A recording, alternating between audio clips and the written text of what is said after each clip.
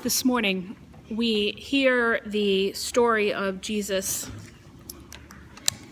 Passion. It's 2 chapters in the Gospel of Matthew, in which we hear the story of the Last Supper, the story of Jesus' betrayal, the story of his crucifixion.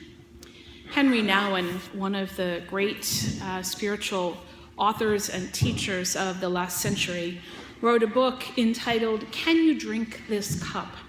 based upon this story and the desire of Jesus for this cup to pass, if it is possible.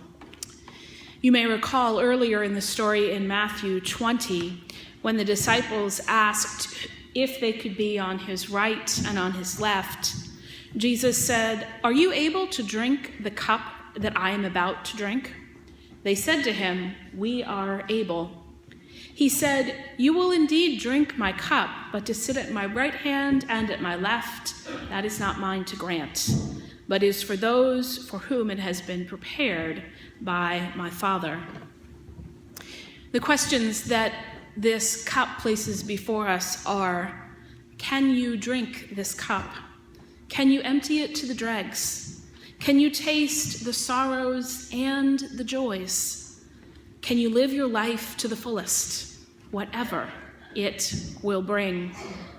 To do this involves holding the cup, lifting the cup, and drinking the cup. To hold the cup is to reflect upon our lives, knowing what we are living. For an unreflective life is not abundant or deep. It is not meaningful or purposeful. To reflect upon the cup, upon our lives as we hold it, means that we are willing to accept our own life with its own uniqueness, knowing that comparisons do not get us anywhere. The cup of suffering is the cup that Jesus drinks for us. Henry Nouwen was a Catholic priest, one of the most well-known of his day.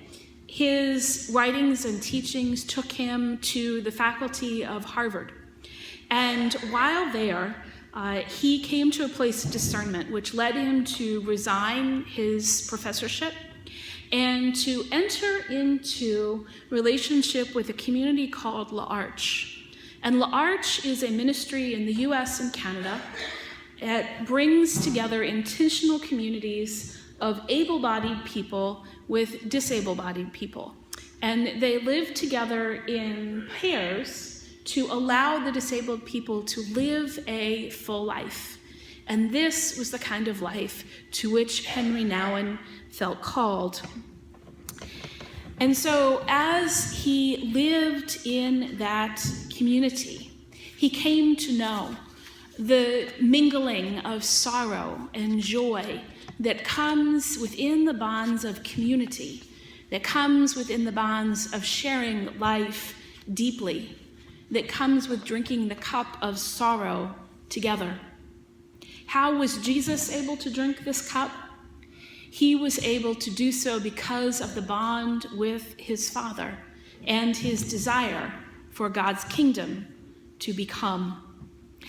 And he had that one moment of consolation as he asked for the cup to be removed. And in Luke 22:43, we are told, an angel appeared from heaven to give Jesus strength. And so we know that in the midst of consolation, in the midst of sorrow is consolation. In the midst of darkness is light. In the midst of despair is hope. In the midst of Babylon is a glimpse of Jerusalem. The cup of sorrow, as inconceivable as it may seem, is also a cup of joy. There is joy that emerges from shared sorrow. Nouwen tells the story of his companion Michael, with whom he lived for many years. At one point, Michael was so sorrowful that he was crying as he rested his head on Henry's shoulder. And then, through the tears, Michael felt Nouwen's prayer and Nouwen's heart and those tears became smiles. Nouwen wrote that his own life in this community was immensely joyful, even though he had never suffered as much as he did when he lived in this L'Arche community, connecting with his own vulnerability and the vulnerability of those who lived there. If you have the courage to enter human sorrow deeply, he writes, you find deep joy there as well. And so I want to invite all of you to reflect upon where you have felt most connected as you have been a part of this church. There's an insert in your bulletin with space for you to write your answer to this question. Maybe it has been at a time of great sorrow that you have inexplicably also felt joy.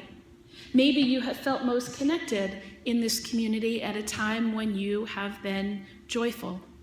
Whatever it is, we are in a place of discernment, and part of the discernment that we are doing is we want to understand where we as a community have felt God most keenly, where we have felt most connected.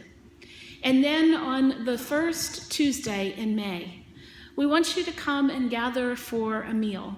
A covered dish will provide the main dish and ask you to bring a side.